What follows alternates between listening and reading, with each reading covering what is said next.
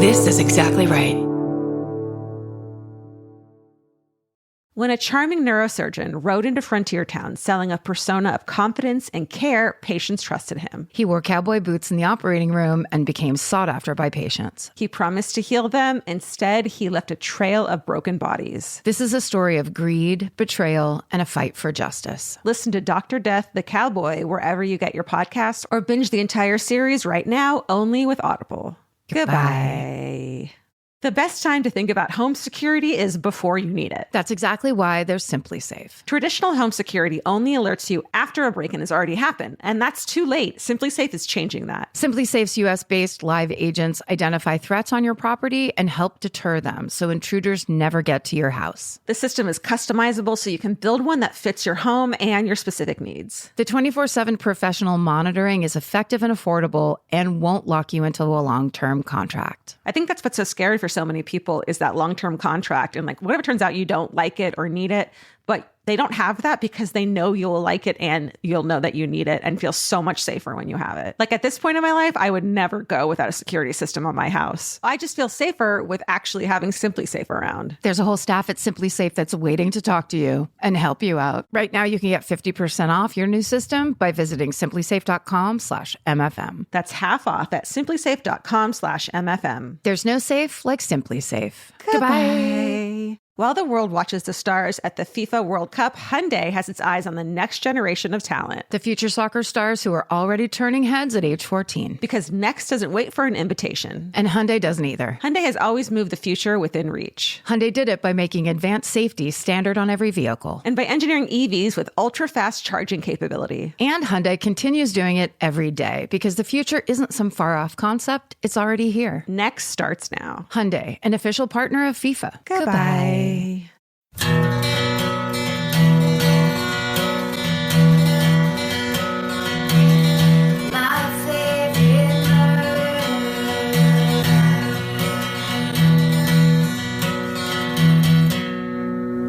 We're recording. Jesus Christ. Hey. Hi. Hi, Karen. Hi, Georgia. How are you? Don't worry about it. Ladies and gentlemen, it's my favorite murder. I'm Karen Kilgariff. I'm Georgia Hardstark. And we're here to talk to you about murder. Hey, you guys, do you like talking about murder? We're murder nerds. Turns out a lot of you like to talk about murder. Turns out it's not that rare or weird. No, I think it's just that other people don't live in big cities where everyone talks about, there's more people that you can talk about murder with. I think a lot of people are like the only person they know that likes murder. Yeah, you can't go to your mom with this shit. No. She's going to shake her finger at you no matter what. Yeah, and your husband's going to get scared of you. Yeah, he's going to be like, holy shit, I married that. Yeah, your coworkers are going to be like, something's wrong with her. She's going to kill me in the bathroom. I feel like, why are you that into it? Coworkers are always that girl. Oh, fuck yeah. Did you take my yogurt? I'll murder you. Like, I will murder you. I don't think that's interesting because my brother's best friend got murdered when he wasn't. I think that's actually really mean to like death. Yeah. Okay. Well, that's perfect then. That means I never have to talk to you again. Yay. That's how I've negotiated my life personally.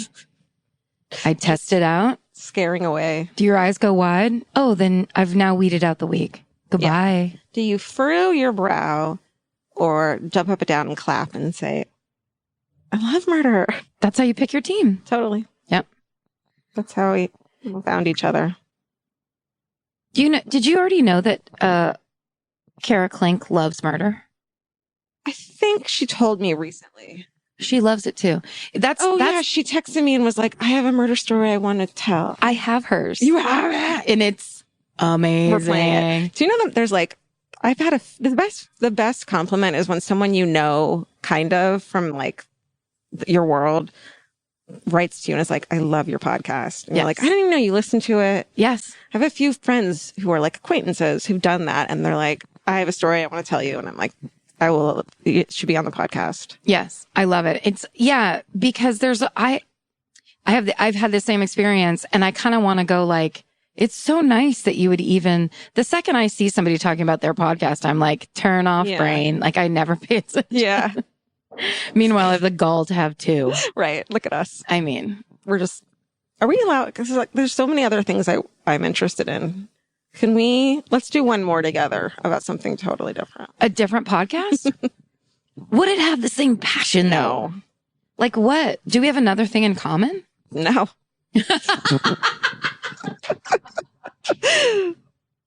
I'll see myself out. You know what it is? What? We could talk about vintage clothes. Do you like vintage clothes? Mm-hmm. Oh, okay. In 2 months, we can talk about it a lot. Does anyone want to hear about fucking shopping and clothes? Nope. There's a reason. What are you going to do? Describe them? Yeah. it had pockets and buttons. I kind of look like that one scene from Grease where they were at the dance. Yeah. This is why, because there's only so many vintage clothes, but there's just an infinite amount of murders. Yeah. Because everyone's murdering. God, guys, we just did the cracked.com podcast. Yeah. Which was so awesome. So much fun. When does that come out? Shit. He told me and I don't remember. Jack, would you remember Jack's last name? Nope. God, we're the worst. We are so self-centered. Today's a little bit of a lazy Wednesday. Yeah. We hung out last night and went to a drag show. Oh my God, Jackie Beat. That was a great show. It was so hilarious. Yeah. And we told your friends about, why did we start telling them that we had a murder podcast? Who? Your two friends that were sitting next to us? I don't know, because when people are like, what are you up to? Like, oh, yeah. I don't know what to say. Yes. Because everything sounds like bragging. Mm-hmm. I'm like, well, what am I up to? I don't know. Like this thing that's not that great, but sounds great. Yeah. So I just don't know how to answer that question. Yeah, saying you have a podcast is good because it definitely does not sound like a brag. No, because it's just like outing yourself as a fucking self-indulgent weirdo. So, yeah, and it's also a nice way to test the waters. Like, are you interested in this or no? Yeah. And I think everyone is. I think so. Well, because that's what we were talking about last night is everyone watches 2020 in 48 hours. Like, that's the reason they're popular shows. Yeah. And even people who don't, like Vince wouldn't put it on, but when it's on, he's like dialed in. Yeah, because it's good. Some good young storytelling. It is. So this was we had someone talk on the Twitter feed, which made me really happy and of course made me laugh. It's, again, anytime people are tweet in Yakuza, you tweet in any of the stuff that we can't remember while we're talking, we love it. We love that. We would drive you crazy with not knowing. Sorry. It's just who we are. But it was, if I can't find this, it'll be the worst. Sorry. Now I'm going to be doing reading, talking where it sounds like I'm not paying attention. It's okay. I'll talk over you. Go to My Fave Murder on Twitter. That's our Twitter account. Follow us there. Of course, you guys already know about the Facebook page. We have almost 5,000 people in that freaking page. And it's like when I can't sleep at night, I just scroll through it and read all the articles where people are putting up. God, it's so good. I do the exact same thing. And pretty soon we're going to have t-shirts. Like in the next week, you're going to be able to pre-order your shirt. So good. Which is so exciting. Did you find it? Yep. Oh, good. No, I didn't, but I know I'm close because I remember these. It was just a woman who said that she had to look up when I was talking about the, suppressive persons was one, that we could not think of that phrase when we were talking about Scientology, but lots of people could think of it and told us, which we love, that there was a woman who looked up the thing that I called like ground hypnosis. I completely made up the title for it. It sounded great. It's for when pilots are in the sky, they can't look at the ground because they'll just instinctually just drive the plane into the ground. Yeah. And she said what it was called. Yep. I can't find it. God damn it. Edit this part out. Can we really? Sorry. If you want, unless you can find it. This is my challenge to find it in 5 seconds. 5, 4, 3. I mean, 2. It's like, all right. I just retweeted it. I thought, but maybe. I've been secretly going in and deleting tweets at you. Just for fun. Just for fun.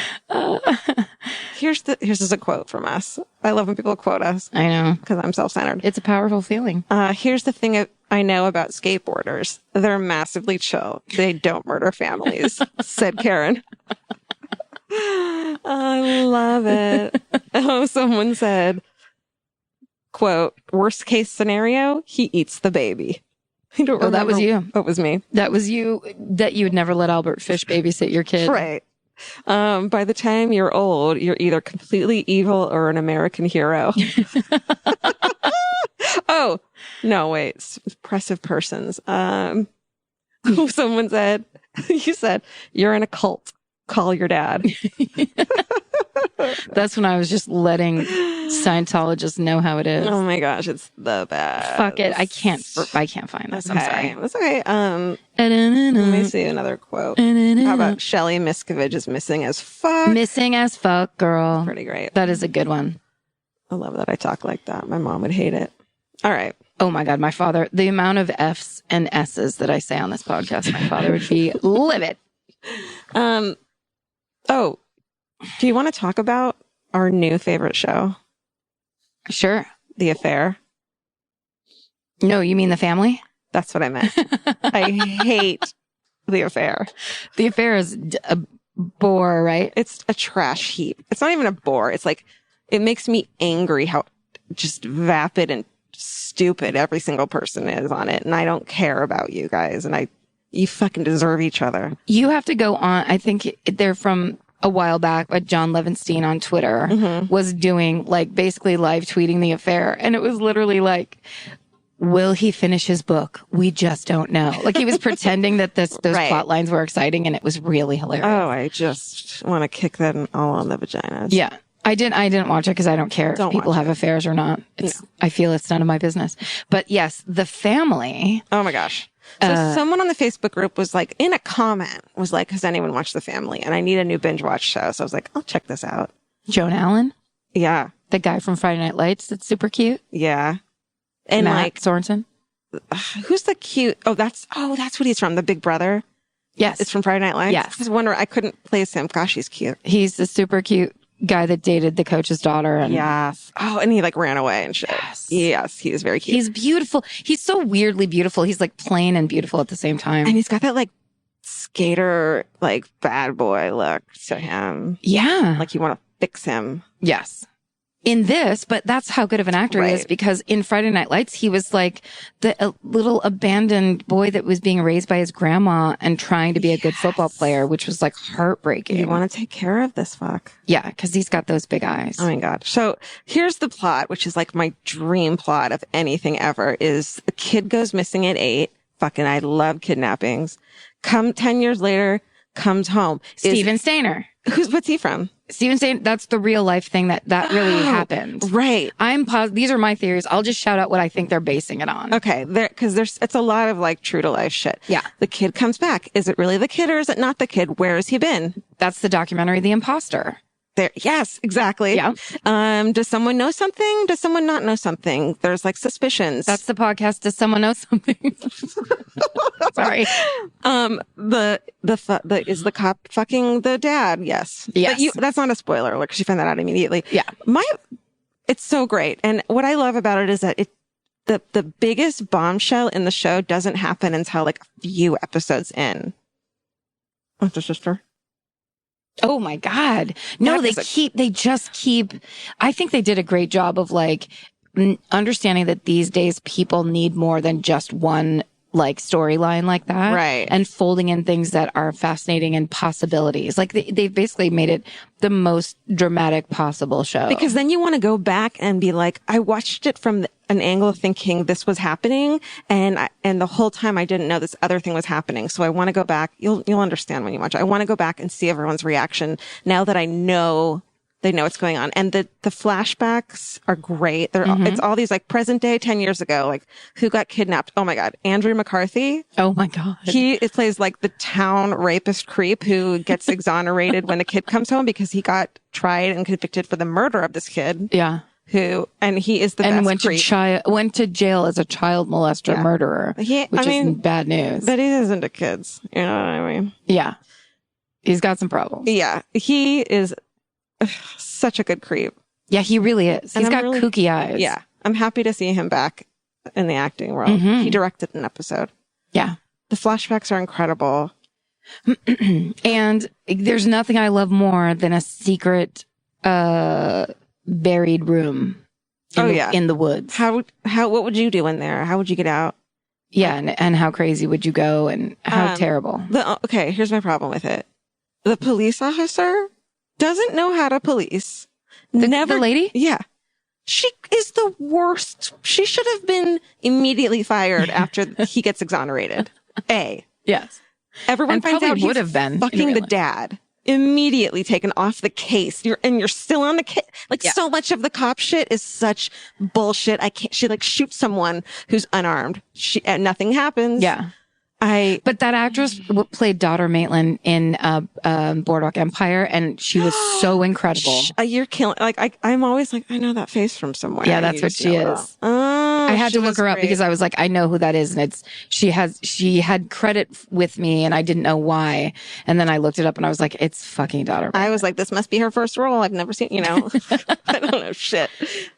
I just hate it. I love it all. It's great, but I have the same problem with this that I did with The Killing.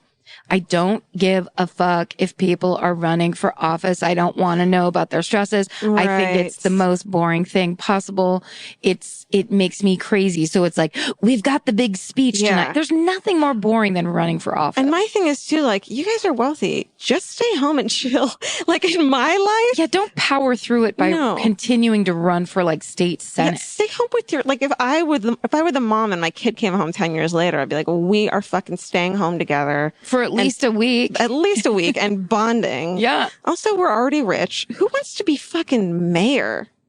I mean, ridiculous. Don't you know about like cooking and hanging out at home and like being a good parent and like, or that if you go through a major life trauma, you're allowed to stop doing the thing that you're doing for an indeterminate amount of time so that you don't have a nervous breakdown. Yep.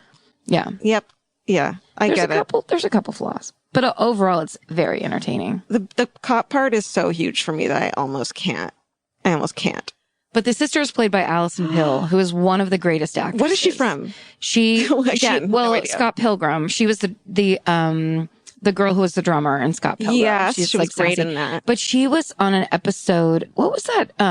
In Treatment. Did you ever see that show? I never got past the first episode, but I know it was supposed to be great. With Gabriel Byrne. Mm-hmm. Her episode of it is so good that I was like, oh my God, this actress is so good. And then I just started seeing her in a bunch of stuff. I need to go back and watch it. And the little girl who plays her in the flashbacks, the two of them, I mean, you know, when you see flashbacks, you're like, come on. Or you're like, they hired her because she looks like her, but she's a terrible actress. Right. It's like one of the two. This girl's great. She looks great. like her. Well, and also I feel like because Joan Allen plays the mother, and I feel like Joan Allen is probably in a position where she got to call at least a couple of the shots in this situation of how the show was set up. You get Matt Sorensen, you get Alison Pill, you get that British actor who's in everything in England and is now on this show. Which one is he? He was on... No, but which one is he in the show? Oh, the dad. I knew he had an accent. Yes. That was bothering me because it was coming out a little bit. And I was like, well, fine. He can be from England when he was a kid. But for some reason, it's like, that bothers me. Well, you know, they always give British actors credit because they're so much better than American actors on the whole. But oftentimes, you have to have a good ear to be able to do a convincing American accent. Yeah. And I think most people are like, of course he can do it.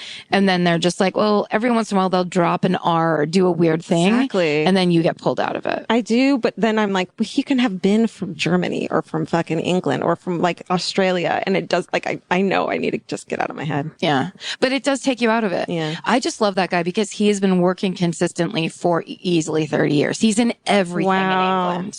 That's awesome. For all my BBC obsessive television watching, he's just like, oh, he's in every other thing. Go to Hulu. You can binge watch the first like 11 episodes. Also, there was a really good 2020 I just recorded that's about David Miscavige's father and that book that guy wrote about him and how that guy himself is crooked. And I started watching it last night. I don't know how, but I fell asleep in the middle of the 2020, but it was good. And David Miscavige, when you see him talk, he is so goddamn crazy. Oh my God. It makes so much sense. He's the head of a cult like Scientology because he just looks like a goddamn lunatic. A lunatic narcissist fucking, you know, he looks like one of those, like the kid in your class who was such a little shit and the teachers all loved him and he wore fucking vests. Yeah. All the time. He's the kind of person that smiles without including his eyes. So it's a lot of teeth, but then the eyes are like, look like they want to murder you. The best time to think about home security is before you need it. That's exactly why there's Simply Safe. Traditional home security only alerts you after a break-in has already happened, and that's too late. Simply Safe is changing that. Simply Safe's US-based live agents identify threats on your property and help deter them so intruders never get to your house. The system is customizable so you can build one that fits your home and your specific needs. The 24/7 professional monitoring is effective and affordable and won't lock you into a long-term contract. I think that's what's so scary for so many people is that long-term contract. And like, what if it turns out you don't like it or need it, but they don't have that because they know you'll like it and you'll know that you need it and feel so much safer when you have it. Like at this point in my life, I would never go without a security system on my house. I just feel safer with actually having Simply Safe around. There's a whole staff at Simply Safe that's waiting to talk to you and help you out. Right now, you can get 50% off your new system by visiting simplysafe.com/MFM. That's half off at simplysafe.com/MFM. There's no safe like Simply Safe. Goodbye.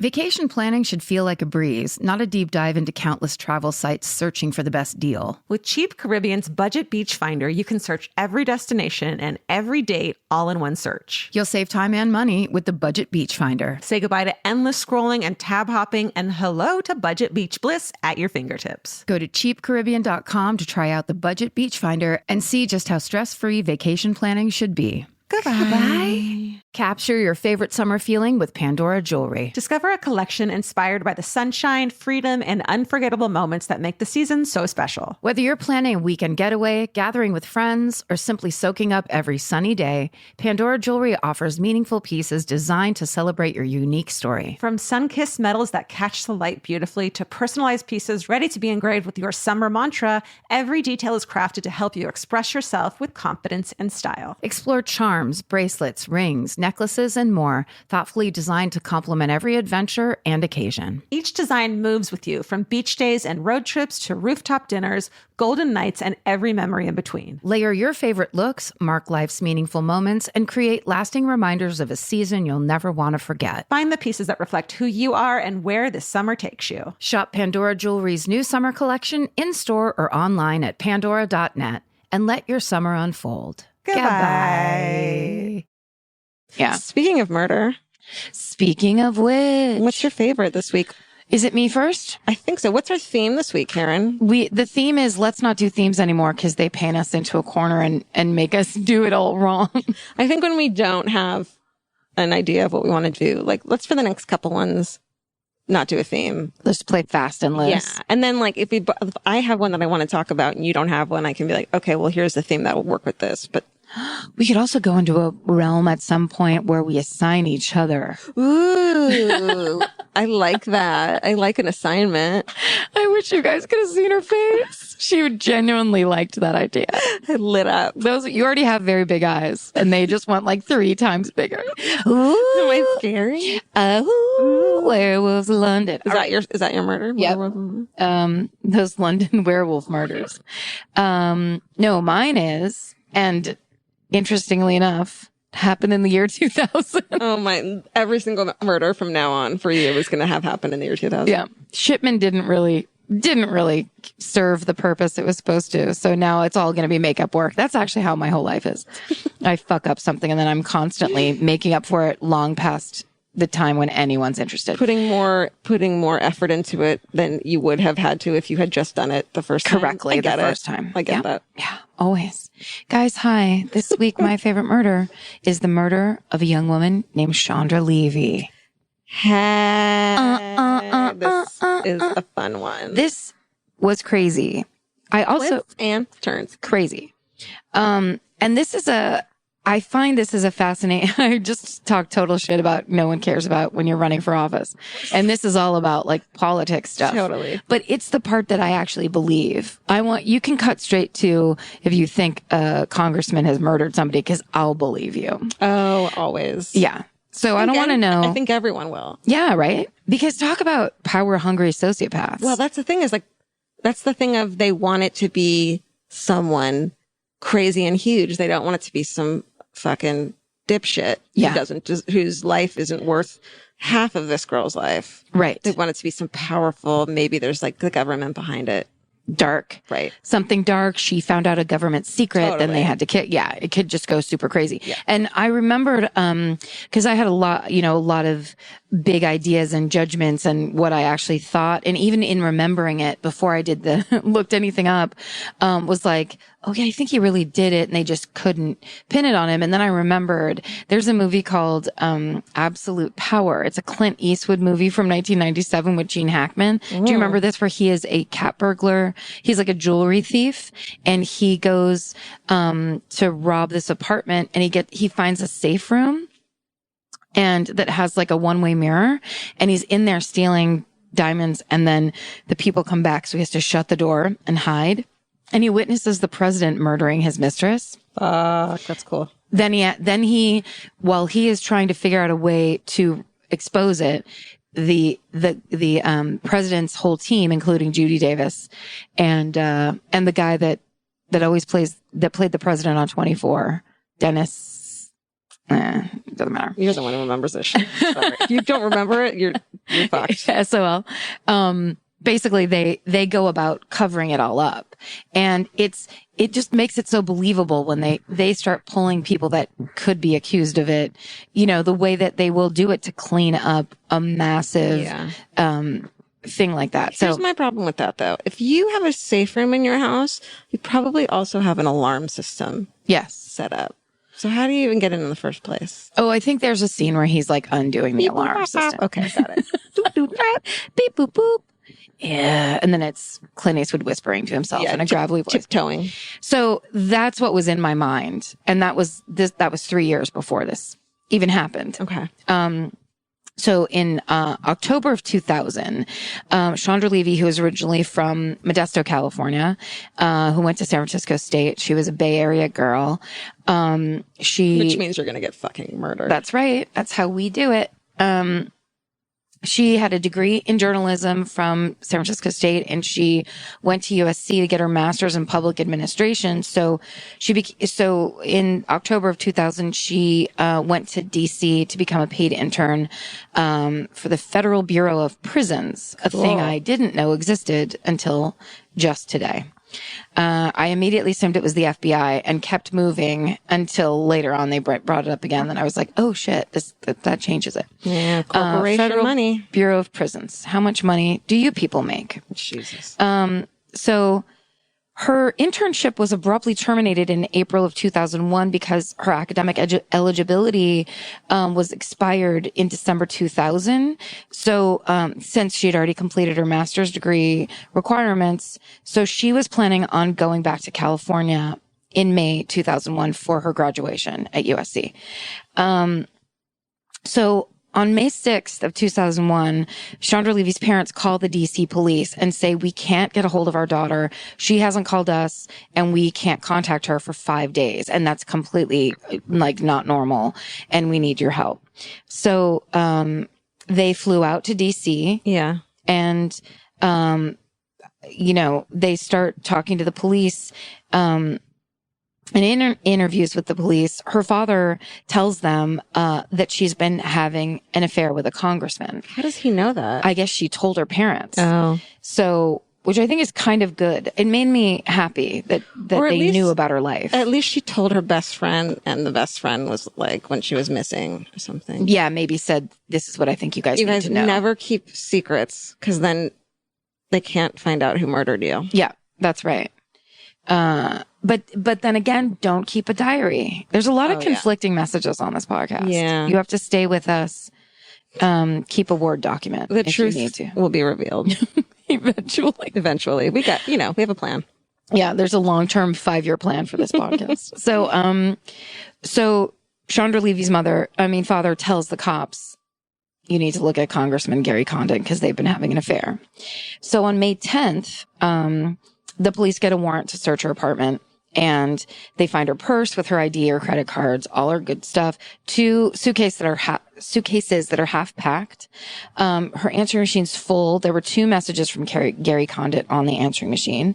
And when a police sergeant tried to examine her laptop, he inadvertently corrupted the internet search data, as he was not a trained technician. You fucking idiot. I bet he got in trouble like she should have on the family. Yeah, I hope he got in trouble because it took them a month to fix it.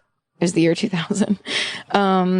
So they finally are able to access what her last searches were on that computer.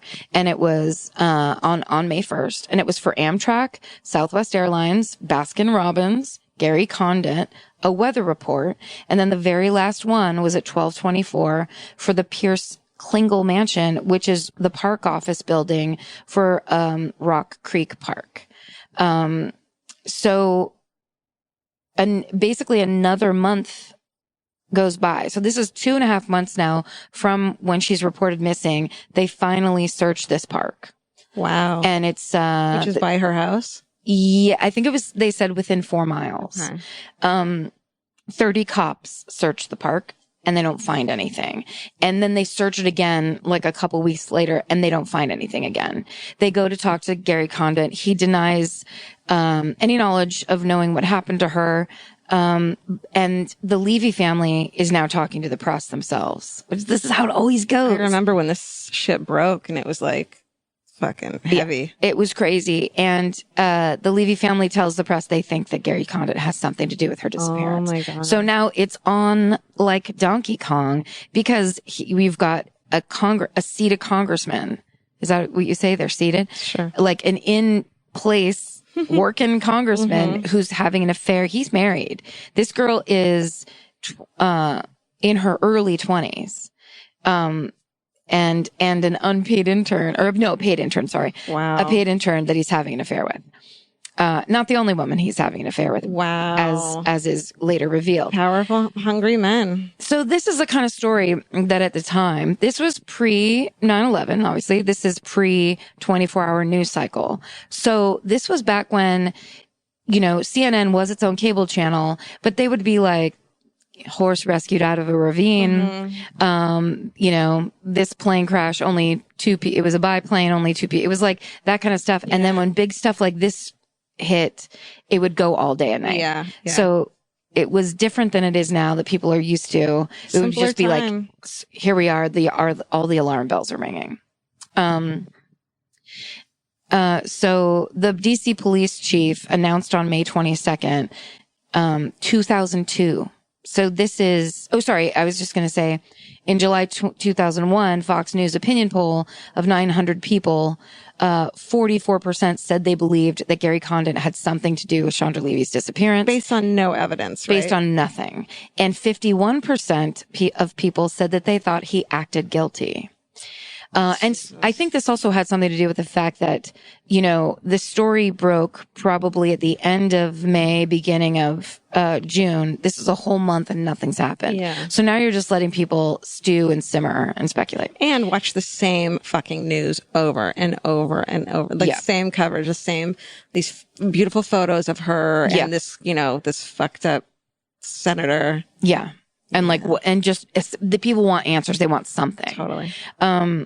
So on May 22nd, 2002, the police chief announces that skeletal remains matching Levy's dental records have been discovered by a man walking his dog and looking for turtles in Rock Creek Park. So 2 years later. Yes. Okay. 2 years later to the month. Okay. I want to see a picture of the man who was looking for turtles. I mean, immediately guilty. Is he guilty or is he a big man-child that had his whole life ruined because he stumbled upon a dead body? Great question. And it was down a hillside in like a ravine. So detectives found bones and personal items scattered but not buried in a forested area along a steep incline, including sports bra, sweatshirt, leggings, tennis shoes. Man, chick was going for a fucking run. Jog. In the afternoon. Yep. Daylight. Yeah. So, on June 6th, after the police completed their search, private investigators hired by the Levys found her shin bone with some twisted wire, about 25 yards from the other remains. Wow. So there's fucking major evidence that is right nearby that these cops do not find. Wow. And after 2 sweeps of the park. Yes. I want to see the spot like off of the trail where she was found. You know what I mean? Like, yeah. Is that a busy trail? Is it not? I mean, and then logic of when people get rid of bodies is they throw them downhill. They're not going to carry them uphill. Right. So you need to look down every hill. Yes. Well, there's all I mean, and also nowadays they do it and you see it all the time where if there is a body, they have then like taped off, 500 yards around the outside. Yeah. The idea that it's 25 yards away and that's just like, oh well. Well, that just shows that a person isn't, because someone who is experienced in finding human remains would know that animals would have scattered the bones. Yes. And you need to look after everywhere. 2 years. And those bones do matter. It's not like well, it's a shin bone. It doesn't matter because it had wire around it. You can find out where the wire came from. Oh no, it totally mattered because the police chief was quoted as saying it's unacceptable that these items were not located. Wow. Which is like, well, that's all well and good, but now we're after the fact where if those PIs weren't hired, which is another thing that points to that thing of like, you got to be rich to get any justice in this country, because if there weren't hired private investigators, that would have never been found. Yeah. So the DC police claimed that they would have discovered Levy's body earlier, if not for a miscommunication regarding the scope of the search. Commanders had ordered the search within 100 yards of each road and trail, but searches were focused within 100 yards of roads only, resulting in the body remaining undiscovered for a long period of time. Makes no fucking sense. No. You're searching a park. You clearly check trails. That's what people walk on in parks. Totally. It doesn't even make sense. And also the fact, I mean, this clearly is just totally mishandled because at this point, like you let somebody touch a computer that clearly will have vital information on it that puts you behind a month. And then you do a search where you basically kick some leaves around the park and go home. And you're like, no. Sorry. And in the meantime, this dude's entire career is over and like ruined. Yep. Did he sue? Okay, tell me more about it. Well, the other thing too is that there are theories that the body got dumped after the police searched. So that's she may interesting. not have been there the first time around, but it seems doubtful if they didn't even search off of trails. Right. It didn't seem thorough or like they even kind of knew what to do. Anyway. So in the autopsy, the coroner found damage to her hyoid bone, which is the U-shaped bone in the back of your neck that supports your tongue. I'd never even heard of that before. Which suggests strangulation. Okay, I didn't know. Yeah, I know there's that little bone. Yeah. If that's damaged, it's like you've been squeezed. But there's no conclusive evidence because the body was outside for 2 years. So of course then, in September 2001, DC police and federal prosecutors contacted by the lawyer of an informant in a jail saying that they know who Levy's killer is. And, he says a 20-year-old illegal immigrant from El Salvador named Ingmar Guandique, I'll just say that's how you pronounce his last name, who he shared a cell with, told him Condit paid him $25,000 to kill Levy. Whoa. So the investigators ruled this story out because Guandique was in jail because he'd admitted to assaulting 2 women in Rock Creek Park. What? So wait, they ruled him out. Okay, they ruled out Gary Condit paying this guy. Okay, because they'd already had Guandique in jail because he'd already attacked 2 women with knives and raped them in that park. That sounds like a pattern. It seems patterny to me. It does.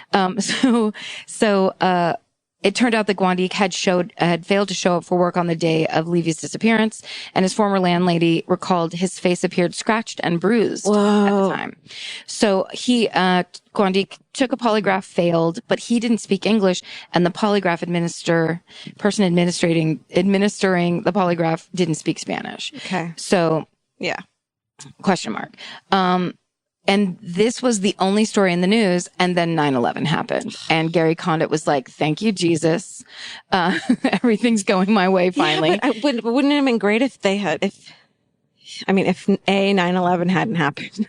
Yeah, you know what? Now that you bring it up, it would have been great. Yeah. But then also if Gary Conant had had a chance for the big story to be that he didn't do it, he would be he would still have been fucking 20-year-old girls. True.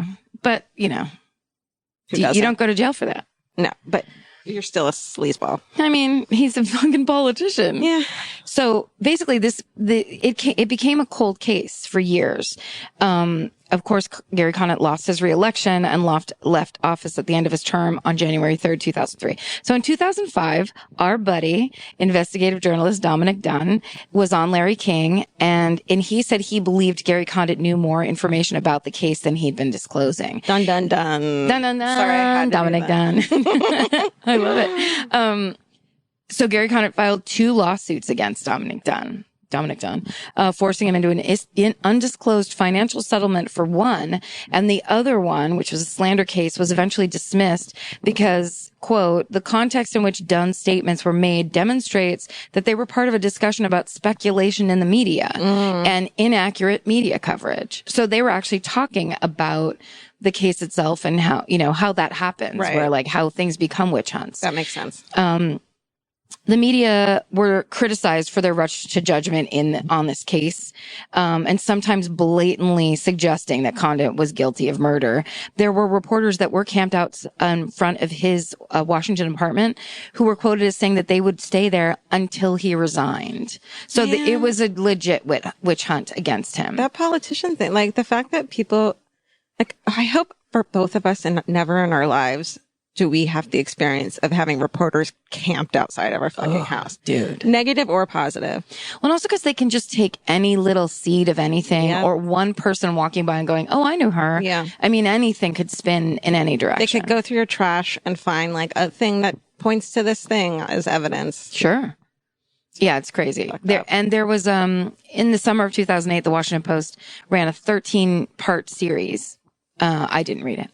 I can't read. It's an unlucky amount of parts. Yeah.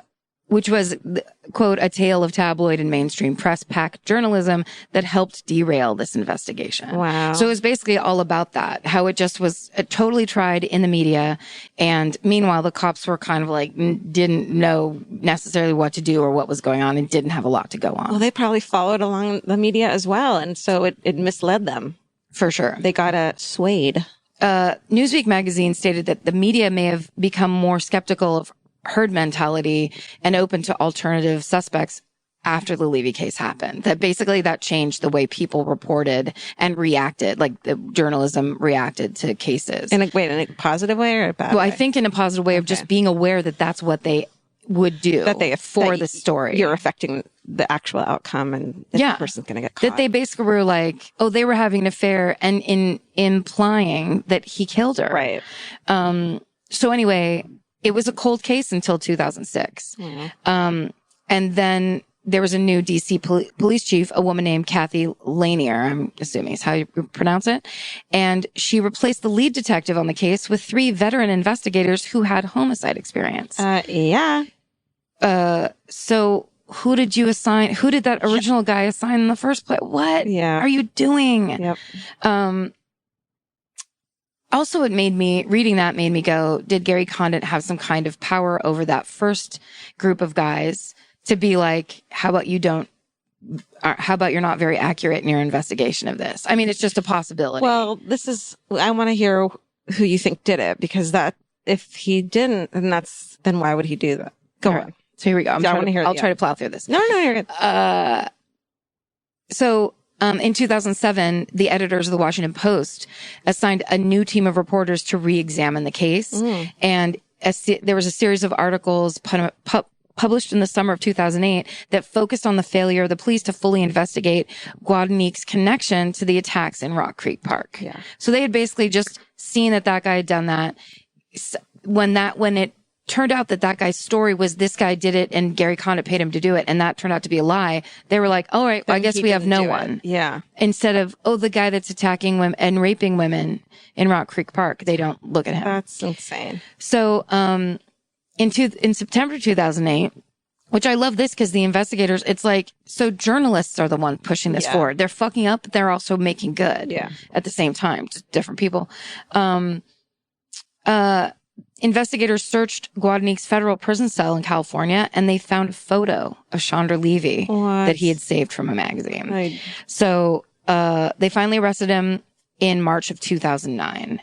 And he was indicted by a grand jury for kidnapping, first-degree murder committed during a kidnapping, attempted first-degree sexual abuse, first-degree murder committed during sexual offense, attempted robbery, first-degree murder committed during a robbery. And he pled not guilty to everything. In the trial, Chandra Levy's father testified that he intentionally pointed the investigators to Gary Condit. He said that he told authorities during the early years of the investigation his daughter would have been too cautious to jog in the woods alone, but he said that he no longer believed that to be true. So the father, like, sick him. He, like, fucking pointed the finger. Wow. And kind of, by his own admission. But see, here's the thing. So it's his own admission that he kind of saying he misled the cops. Mm-hmm. But at the same, so here's the whole paragraph on it. He said he also told police that his daughter and Condit had a 5-year plan between them to get married. In retrospect, Robert Levy admitted, I just said whatever came to mind just to point to him as the villain. Levy added that he had been convinced that Condit was guilty until we learned about this character here. Referring to Guadagnique. I mean, that makes sense because, like, if you're, like, if you know that your best friend's boyfriend was a fucking abusive whatever, and she now turns up dead, you can say something like, well, once she told me she was afraid that he was going to he was going to kill her. Right. You slip that little thing in there, and it makes the case for him. Yep. But that wasn't true. Yeah. That wasn't the case. Right. But it wasn't him. That's why you don't do that, obviously. But, I mean, yeah. But it makes sense why you would. Yeah, totally. So Gary Condit, when he testified in this trial, would not answer the question, were you having an affair with Chandra Levy? Wouldn't answer the question. Said it would violate Chandra's privacy and his privacy. Well, then the defense, of course, comes back with a pair of underwear with Gary Condit's DNA on it and says, "Fuck, did they get those?" Pretty much have proof because they collected them from her apartment when the cops, it's evidence. Gross. And basically say, yeah, you did. So you don't have to say it because at that we'll point say he it should for just you. be fucking honest. He absolutely should, but he's, I think whatever. So then the prosecution calls the two women Guadagnique raped while they were jogging in Rock Creek Park, and one testified that he grabbed her from behind, dragged her down a ravine, Oh my God. held the knife against her face, and raped her. Which is, Chandra's remains were found down a ravine. Totally. So anyway, this guy gets found guilty. And this made me think of you because they said that Guadagnique said to Levy's family during the sentencing, I'm sorry for what happened to your daughter, but insisted he was innocent. And Susan Levy, the mother, said to him, did you really take her life? Look me in my eyes and tell me. Which is your thing of like, just admit it. Yeah. Just admit it. He was found guilty, sentenced to 60 years in prison. Wow. So at that point, Condit's lawyer, Bert Fields, remarked, it's a complete vindication, but that comes a little late. Who gives him his career back? And Condit retired from politics, moved with his wife to Phoenix. The wife stayed with him, apparently. Well, if you're a fucking wife of a senator, you've got to be a little bit ding dong in the head, Yeah. You're playing the big game. You're not going to just run at the first dead paid intern that comes along. Sorry. This is bigger picture stuff. So they moved to Phoenix. This is the most depressing paragraph I've ever read off of Wikipedia. Go. They moved to Phoenix to manage real estate and opened 2 Baskin-Robbins franchises, which have since closed. Oh. Okay, but then remember that Baskin-Robbins was one of the things that she searched on her computer? Uh-huh. What? Well, guess what? Now they've asked for a retrial for this guy because they're saying everything, all the evidence against this guy does not match up to her murder, which I know I normally, and I'm sure this is just me being tabloidy myself, but, he was attacking people and robbing them, and one woman he raped, but he wasn't yet a murderer. So it's not like she was the 6th body that they found, Yeah, but, one person fights a little harder. True. Was he already caught for the 2 rapes when he attacked her. Yeah, like just a standard escalation. So yeah, so don't the way to not get tried for rape when someone can ID you is to murder them. That's right. Well, on June 3rd, 2015, the defense said a new witness, a neighbor, called 911 at 4:37 a.m. on the last day Levy was reported to be alive to report that she heard a blood-curdling scream, possibly coming from Levy's apartment. Oh. And why didn't that come into fucking play? right? And because it's a 911 call, you can just go look it up. Yeah. But the cops didn't find that person. They didn't look that hard. So, or the person reported it and it got blown off. So they were like, they must have more information than me. yeah. Well, and the thing is, that kind of maybe leads to the direction of that she wasn't attacked while she was jogging and murdered in that ravine. She was murdered in her apartment and her body was dumped in that ravine after the cops looked. Sure. Which would kind of make a little bit more sense. I mean, who knows? This is another case of the most obvious answer is usually the correct answer. Well, there's a rapist in that park. Yes. It's most likely him. Yeah. But they are, the defense attorneys have requested, Gary Condit's bank, telephone, and credit card records, as well as any records from Mr. Condit's gym from around the time of the disappearance. And they're looking for Why the gym. I don't know, but they must know something specific. Yeah. Which is why I was like, Mm-hmm. So they're basically going way harder into searching Condit as a suspect, which I bet you they didn't do. They were trying not to before. Right. As being good DC cops, they're just like, it's the actual congressman. Yeah. Is he congressman or senator? Congressman. Did I say senator throughout this? Did I? Who knows? I mean, accuracy, we're not known for it. Looking for turtles, ladies and gentlemen. So anyway, this guy's going to get a new trial in October of this year. Man, that poor family. It's pretty terrible. Oh, and also they have they're asking for notes from law enforcement interviews from former Congressman Richard Armey of Texas and John Doolittle of California, because they are individuals Condit said he was meeting with on one of the important days in question. So they're basically going back over and picking his shit apart to make sure, I think, to make sure. You know what? The best fucking, who the best witnesses are fucking ex-girlfriends. That's right. So he's probably got a few of those. Oh, there was one in that article that was like basically a air hostess, a stewardess or whatever, that he told not to talk to the cops. Yeah. Well, I mean, I guess he would do that. He had a lot of stuff to be exposed, I think, but that's a good one. That's a cold case I would really, really like to know the real story of. That's a deeper one than it seems at first. Mm-hmm. Because they're opening it back up. Like something actually may come of it. That's crazy that they're opening it back up. Yeah. I mean, that makes me sad because what if it really was him and he gets off? Yeah. And then Condit doesn't get tried because they don't have enough evidence. And so this guy spent, 6 years in prison. Yeah. And that's it. I know. It's crazy. I know. Also, it's that thing of like, this is also one of the ways affairs can end. It's not just like, you could blow up your whole life. Yeah. You could also get like Shawshank Redemption style railroaded into going to jail. Because I remember Chandra Levy is just, anytime she would come on the news, I'd just be like, it's the dirty girl and the case of the affair. Mm-hmm. Like you don't think about, she's a victim or whatever. It's just like, I mean, take away that one little piece that she's boning a dude who's married. And it's just this really tragic. I mean, she's this ambitious, intelligent woman who's starting to make a career for herself. She makes a bad decision by sleeping with this married man, as people fucking do in DC, it seems like. Sure. She goes for a jog before she goes home to graduate and gets murdered. It's as simple as that. Yeah. It's a bummer, dude.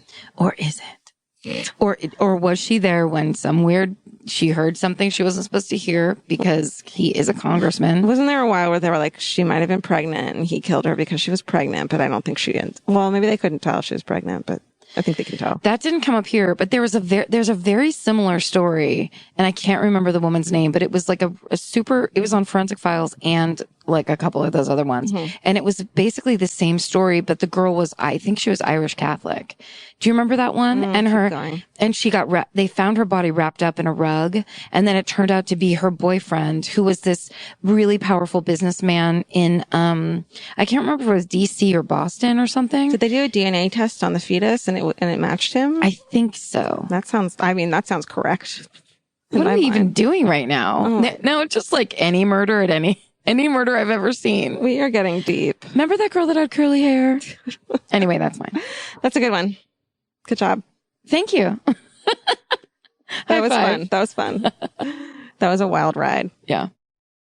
The best time to think about home security is before you need it. That's exactly why there's Simply Safe. Traditional home security only alerts you after a break-in has already happened, and that's too late. Simply Safe is changing that. Simply Safe's US-based live agents identify threats on your property and help deter them so intruders never get to your house. The system is customizable so you can build one that fits your home and your specific needs. The 24/7 professional monitoring is effective and affordable and won't lock you into a long-term contract. I think that's what's so scary for so many people is that long-term contract. And like, whatever turns out you don't like it or need it, but they don't have that because they know you'll like it and you'll know that you need it and feel so much safer when you have it. Like at this point in my life, I would never go without a security system on my house. I just feel safer with actually having Simply Safe around. There's a whole staff at Simply Safe that's waiting to talk to you and help you out. Right now, you can get 50% off your new system by visiting simplysafe.com/MFM. That's half off at simplysafe.com/MFM. There's no safe like Simply Safe. Goodbye.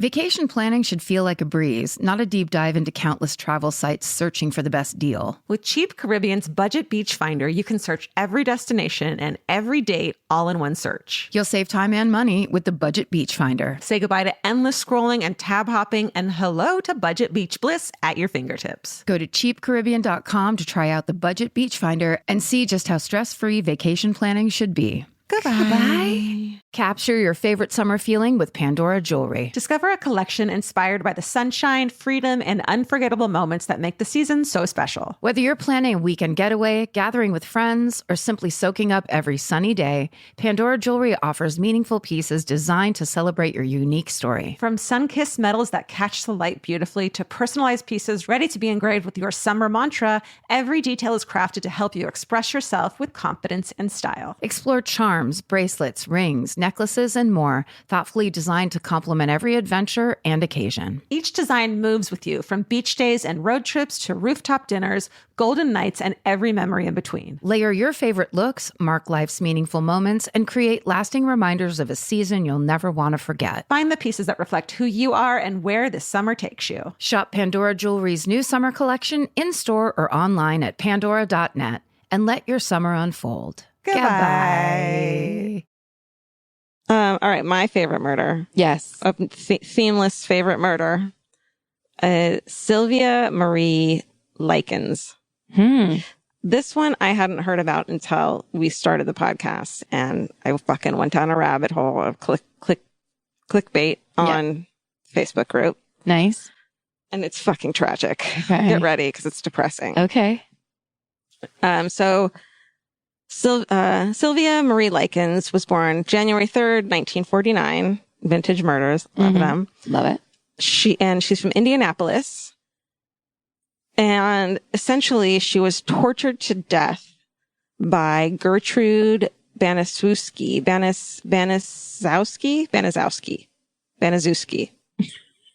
and her children and other people from the neighborhood. I know this one. Fuck, man. Horrible. So this took place. Sylvia died in October 26, 1965. So she was 16 years old. So Likens' family moved frequently because her parents were carnival workers. Oy. The parents had financial difficulties. So in 1960 and no teeth. Probably. Yeah. So in 1965, the father, Lester Likens, arranged for his two daughters to board with Gertrude, to live with her. Gertrude was 37, and she was the mother of a new friend of the two girls named Paula, who was 17. And she moved in with Gertrude and Paula's 6 siblings. Lester said he didn't pry, quote, didn't want to pry into the conditions of the house. He reported at the trial. Well done, Lester. I don't want to pry. That's how carnies are. They're not going to stick their nose in your business. You're sending your kids. And he encouraged Gertrude to, quote, straighten out his daughters. Great. Even from all accounts, these seemed like nice girls, even if they weren't. And they were paying Gertrude $20 a week to care for her, which I think the equivalent of like $150 now.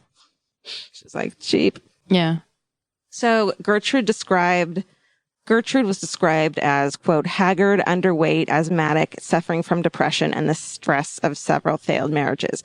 You got to see this woman, this photo of her, man. She is a fucking salty bitch. Like, there's definitely a shank in her purse kind of a person. And she's the single lady? Single at this point with like, I think there was seven kids. Wow. Aging from like 17 down to like 18 months. Jesus. Yeah. So she could still get it. 7 children. Okay. I mean, she's 37. That's 2 years older than I am. And she was a fucking salty old woman. Like the photos, man, these eyebrows are something else. Pre-waxing days. Oh, she just shaved them off and drew them on. Oh, those are the scary ones. Yeah, this chick I would not want to meet her anywhere. Even a light alley? Yeah. So when they moved in, Gertrude started taking her anger out, which apparently there was a lot of it, on the Likens girls. And they soon focused exclusively on Sylvia. So accusing her of petty crimes, the daughter Paula, who was pregnant at the time, kicked Likens in the genitals and accused her of being pregnant and a slut, which she wasn't. Wow. I have to fucking warn everyone that some of this, I'm not going to say all of it, that this torture is like intense and awful. And there's a photo of this girl and she just looks sweet and normal and it's awful.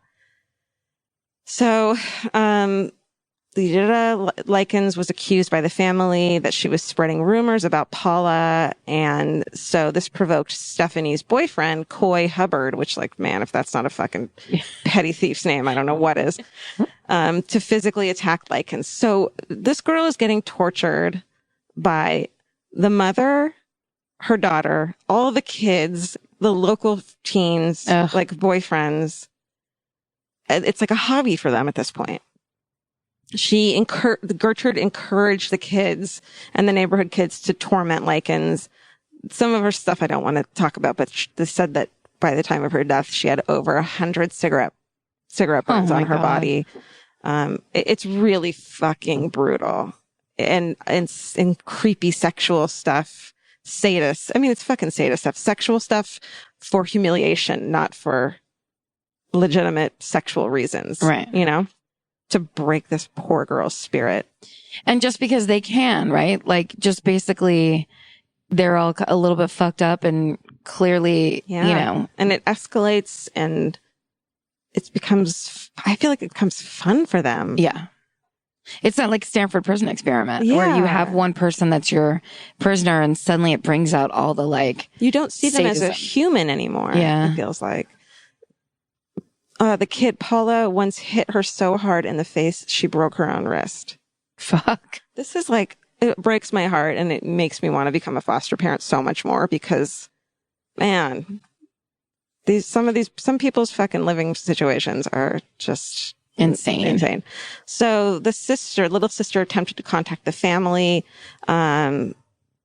Even the older sister, and she visited the home and learned of the abuse, but did not call the police or remove her sister from the phone. There was a couple people who were like, yeah, I saw some weird shit, but I never called, I never called the cops. I never called anyone. I didn't want to pry. Also, that was back when you could like open hand slap other people's kids. Right. Like it wasn't that big of a deal to get punched if you were being bad. Yeah. Totally. And if an adult said a kid was bad, that was the end of the story. Yeah. That's very true. Yeah. So the parents didn't interfere. Let's see. So she stopped going to school and she was locked in the cellar. Fuck. So shortly before her death, So shortly before her death, Gertrude carved the words, "I am a prostitute and proud of it," on Likens' abdomen with a heated needle. Whoa. And a couple other things happened. It's fucking so tragic. I'm sorry if I'm bumming everyone out so bad right now. Well, that's what we're here for. So on October 25th, 1965, the day before she died, Likens tried to escape after overhearing Gertrude's plan to blindfold her and dump her body in the forest. But she got caught. So on the 26th, after multiple beatings, burnings, and scalding baths, Likens died of a brain hemorrhage, shock, and malnutrition. Holy shit. At 16 years old. And then when she realized she was dead, Gertrude, like they did this crazy thing where they called the police, and Gertrude had forced Sylvia to write a letter saying, you know, she had had sex with a bunch of boys in exchange for money, and that they had dragged her away, and basically they had beaten her, and it was she made her write a letter saying that this is what happened to her. So before the police officers left the house, like, okay, that's what happened. You know, Jenny, the little sister, approached them and said, "Get me out of here and I'll tell you everything." Oh shit. Thank God she finally got some balls. Yeah.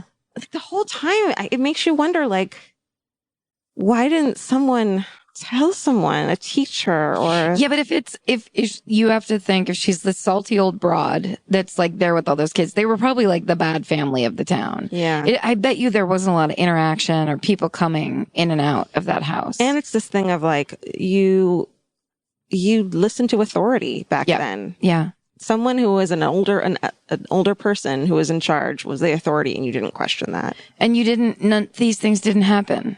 Like this would just, if someone told you this was happening, you'd be like, that's disgusting. Yeah, Don't ever say that again. It's not happening, and you probably deserve to get slapped in the face because you were being bad. Yep. Or whatever. Gosh. Okay, so during the trial, Gertrude denied being responsible for the death. She pled not guilty by reason of insanity.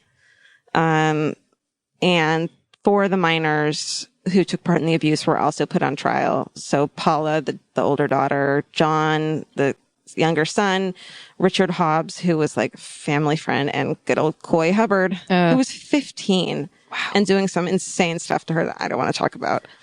In his closing statement, Gertrude's lawyer said, "I condemn her for being a murderess, but I say she's not responsible because she's not all here." Tapping himself on the head. She's not all here. She's not responsible. That was supposed to be a better voice, but it wasn't. Really. I liked it. It was old fashioned. I was trying. Yeah.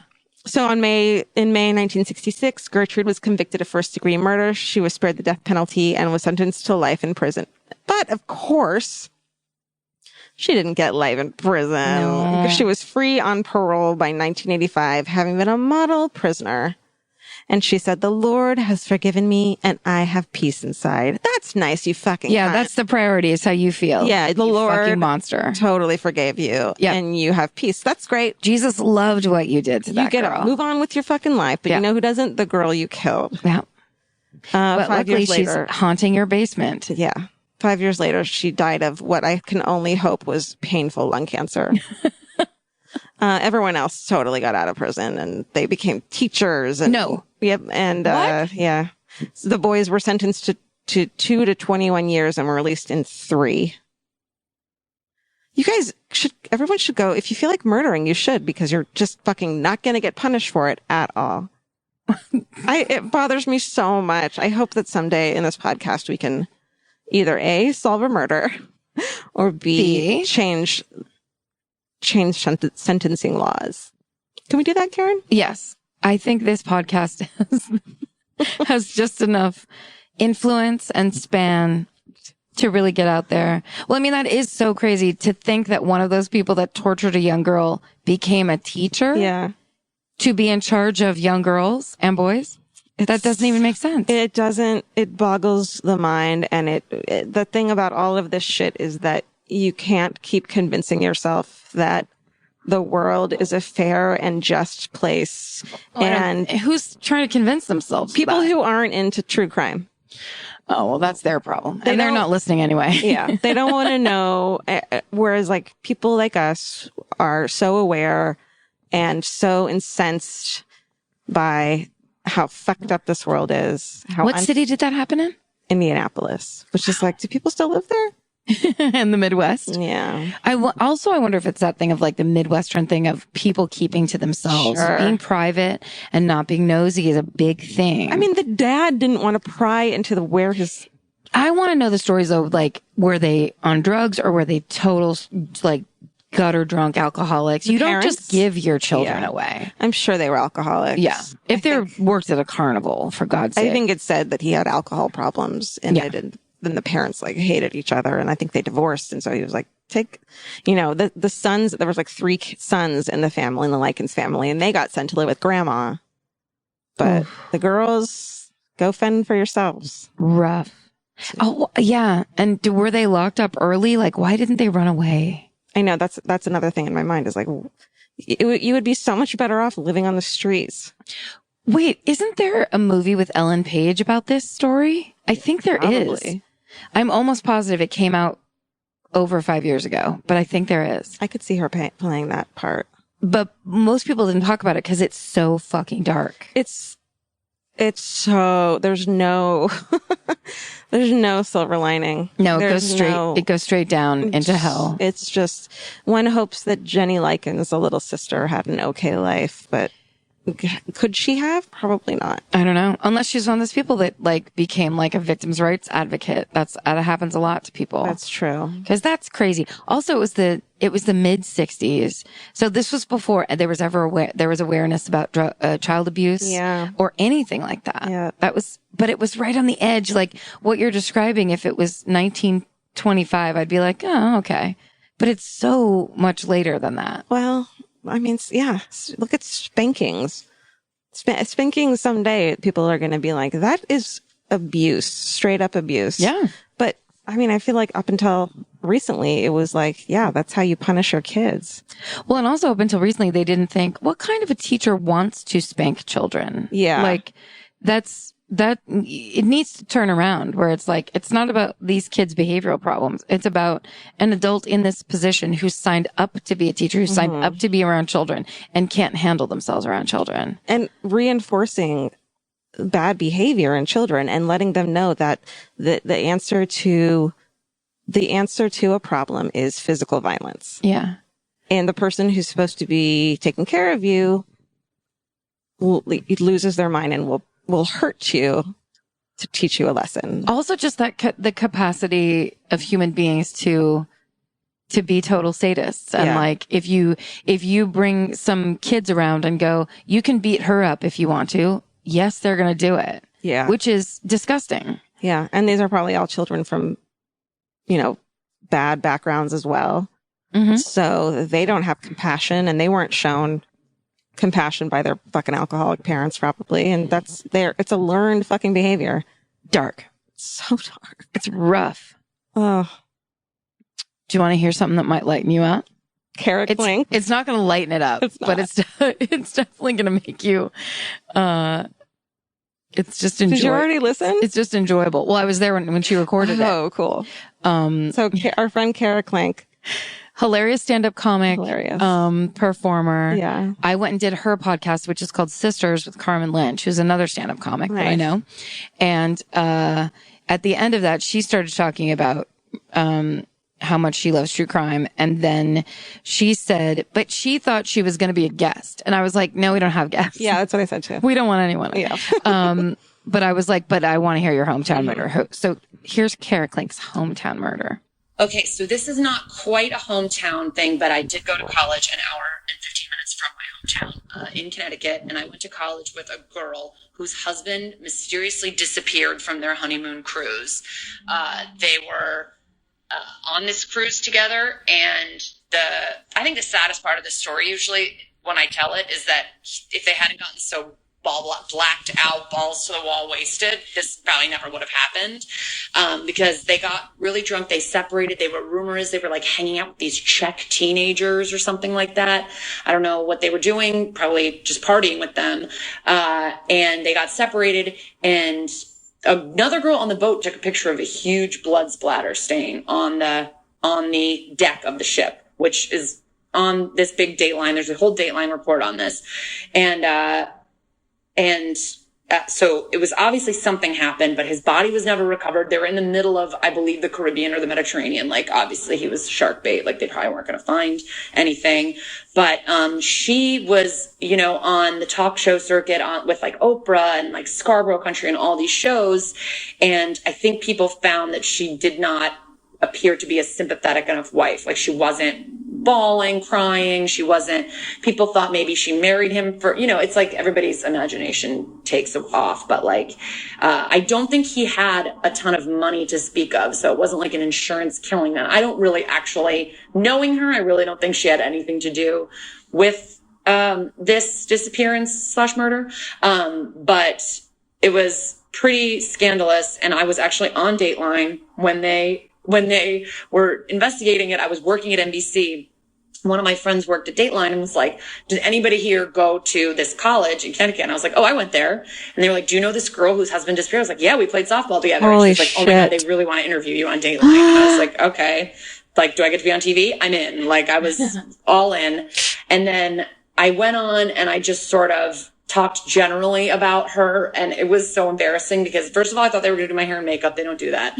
And second of all, they like took a bunch of B-roll of me like walking downstairs slowly, and they took an old picture of me and my softball team that this girl is in where my eyes are closed and I'm maybe the fattest I've ever been in my entire life. And I was like, just don't focus on my face. And Dateline was like, oh, we gonna focus on your face. And they went right to my face after that and then went to her face.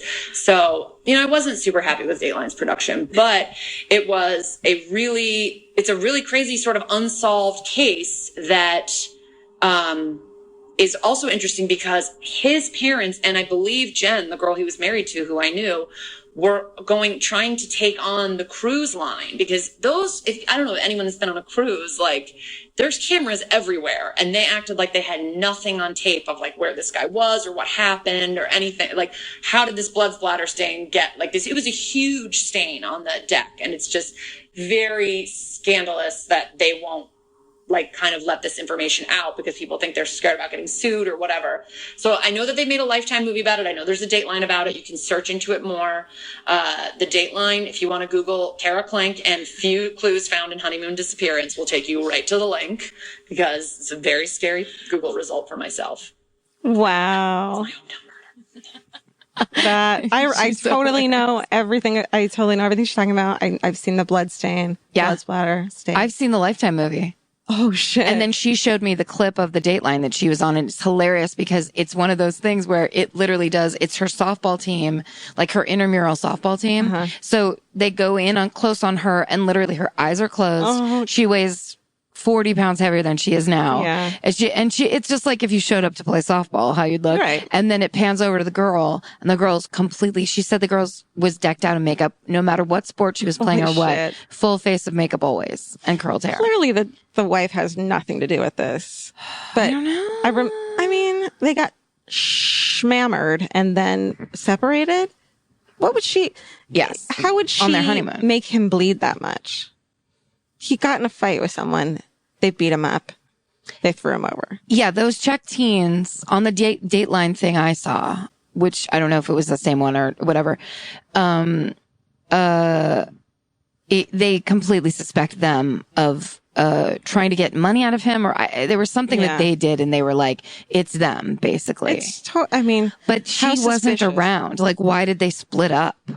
That's the weird thing. Yeah, I mean, one would think that on their honeymoon they'd stick together, but you just never know. Who knows? Maybe she was like, fuck you, I don't want to do coke. Yeah, or she could have been like, I need to go get some waffles. Yeah. And then like, we'll meet back up. Who knows? Fuck going on a cruise, man. You couldn't pay me enough to get Ebola on a cruise. There's a lot of minuses. I mean, crazy shit happens and you're like out in international waters. Like no one can help you. That's a huge nope. Yeah. Have you no been on thanks. One? Yes, I have. My parents met on a cruise. My dad was a purser and my mom was a nurse on That's the cutest thing I've ever cruises. Heard. Yeah. I didn't know that. Mm-hmm. That is so adorable. We're cruise people. I appreciate families who cruise, but like being alone with my husband, I wouldn't do that. No, we went on for my mom's I think it was her 60th birthday. We went on a cruise and it was just really boring. I mean, it was gorgeous. It was to Alaska. So it was gorgeous, gorgeous, gorgeous. We got to see cool stuff, but you're stuck on a boat with like semi-okay, like airplane food. Yeah, it was fine. Everything was just fine. Yeah. You know, it was weird. Pass. I mean, well, if you've got a hometown story, we want to know about it. We do. We're going to do a mini, so we keep saying that, but we really are going to. So please send us yours, so we can talk about it. It's my favorite murder at Gmail. That's right. And look out for the t-shirts. They're coming soon. And rate, review, and subscribe, please, on iTunes for those ratings. We're on that comedy chart, man. That makes me feel good inside. Someone said they saw us in the top 10. No way. That's what someone said to me. But cool. I didn't look it up because I was like, oh my God. And also then whatever. I'm gonna hold that as fact. You know what? I think we're number one. Thank you guys for listening. Yeah. And thank you for your support. You're great listeners. Yeah. So much fun. This is our tagline now, right? And are you okay with this? Yeah. Okay. So you do your part and I'll do my part. All right. You guys stay sexy. Don't get murdered. Elvis, do you want a cookie? A cookie? Bye. Bye. If audiobooks are your thing, or if you've been meaning to listen to more of them, you should check out a podcast called Earsay, the Audible and iHeart Audiobook Club, hosted by Cal Penn. Each episode spotlights standout audiobooks on Audible across all kinds of genres: sci-fi, comedy, romance, thrillers, and more, with Cal talking to guests who help break down what makes each story worth listening to. It's a fun, easy way to discover your next great audiobook. Check out Earsay on the iHeartRadio app, Apple Podcasts, or wherever you get your podcasts. Goodbye. The best time to think about home security is before you need it. That's exactly why there's Simply Safe. Traditional home security only alerts you after a break-in has already happened, and that's too late. Simply Safe is changing that. Simply Safe's US-based live agents identify threats on your property and help deter them so intruders never get to your house. The system is customizable so you can build one that fits your home and your specific needs. The 24/7 professional monitoring is effective and affordable and won't lock you into a long-term contract. I think that's what's so scary for so many people is that long-term contract. And like, what if it turns out you don't like it or need it,